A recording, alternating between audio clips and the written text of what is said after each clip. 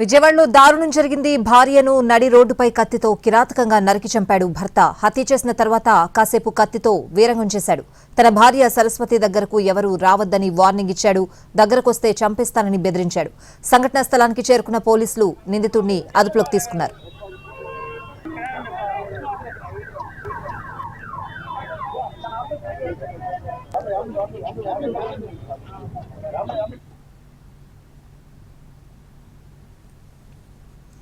విజయవాడలో దారుణం చోటు చేసుకుంది. భార్యను నడి రోడ్డుపై కత్తితో కిరాతకంగా నరికి చంపాడు భర్త. పూర్తి అప్డేట్స్ అడిగి తెలుసుకుందాం. మా ప్రతినిధి వినయ్ లైవ్ లో సిద్ధంగా ఉన్నారు. వినయ్, స్వాతి, విజయవాడలో ఘోరం జరిగింది. సొంత భార్యనే అతి కిరాతకంగా భర్త చంపారు. ప్రస్తుతం మనం విన్స్ హాస్పిటల్ దగ్గర ఉన్నాం. ఈ విన్స్ హాస్పిటల్ దగ్గరే ఈ ఘటన జరిగింది. కొద్దిసేపటి క్రితమే భర్త విజయ్ భార్య సరస్వతిని అతి కిరాతకంగా చంపారు. భార్య Saraswati Vijayawada institution of neuro సైన్స్లో స్టాఫ్ నర్సుగా ఆమె పనిచేస్తుంది. దగ్గరలో ఉన్న హాస్పిటల్లోనే విజయ్ ల్యాబ్ టెక్నీషియన్గా పనిచేస్తారు. అంటే వీళ్ళిద్దరికీ 2022 ఫిబ్రవరి 14న ప్రేమించి వీళ్ళిద్దరూ పెళ్లి చేసుకున్నారు. ఆ తర్వాత ఇద్దరి మధ్య అనేక గొడవలు జరుగుతున్నాయని చెప్పి కూడా వాళ్ళ బంధువులు చెప్తా ఉన్నారు. ఇప్పటికే అటు విన్స్ హాస్పిటల్ దగ్గర కూడా పోలీసులు వచ్చి దీనికి సంబంధించిన వివరాలన్నీ కూడా సేకరిస్తూ ఉన్నారు. ఒక గంట కింద జరిగిన ఈ ఘటన ఇక్కడ చుట్టుపక్కల ఉన్న వాళ్ళందరూ కూడా షాక్కు గురి చేసిందని కూడా చెప్పొచ్చు. ఎందుకంటే 2022లో వీళ్ళిద్దరూ ఆ పెళ్లి చేసి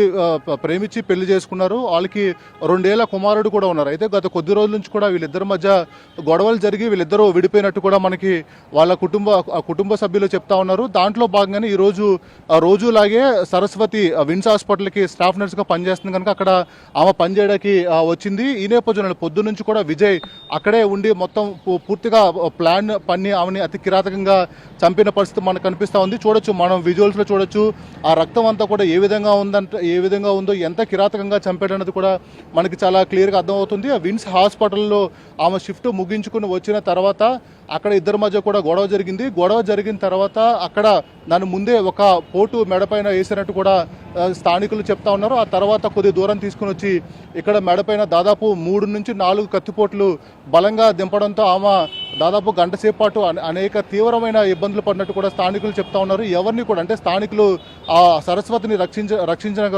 వద్దామనుకున్నప్పుడు కూడా ఎవరిని కూడా రానివ్వకుండా ఎవరైనా వస్తే కూడా చంపేస్తారని చెప్పి కూడా విజయ్ బెదిరించడంతో స్థానికులందరూ కూడా భయభ్రాంతులకు గురయ్యారు.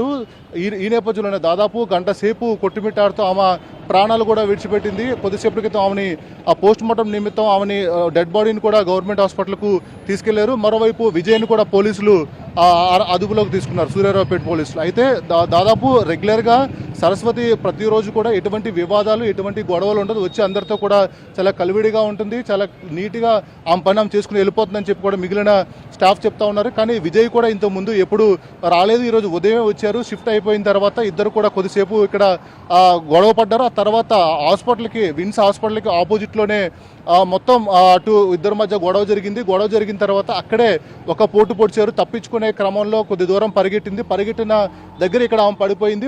ఇప్పుడు ఏదైతే మనకి బ్లడ్ మార్క్స్ కనిపిస్తుంది ఇక్కడే పడిపోయింది. దాదాపు 3 పోట్లు పొడిచి ఇక్కడ దాదాపు గంట సేపు అటు ఎవరిని రాకుండా కూడా అరాచకం చేశారని చెప్పి కూడా స్థానికులు చెప్తా ఉన్నారు. మొత్తం మీద దీనికి సంబంధించి పూర్తిగా ఇన్వెస్టిగేషన్ అంతా కూడా పోలీసులు చేస్తూ ఉన్నారు. ఎందుకు విజయ్ ఇంత కిరాతకంగా హత్య చేసేయడం దానిపైన కూడా పోలీసులు విన్స్ హాస్పిటల్కి వచ్చి మొత్తం అంతా కూడా విచారణ చేస్తూ ఉన్నారు. ఇప్పటికే ఆమె బాడీని పోస్ట్ మార్టం నిమిత్తం ప్రభుత్వ హాస్పిటల్ తీసుకెళ్లారు. మరోవైపు భర్త విజయ్ని కూడా పోలీసులు అదుపులోకి తీసుకున్నారు. స్వాతి.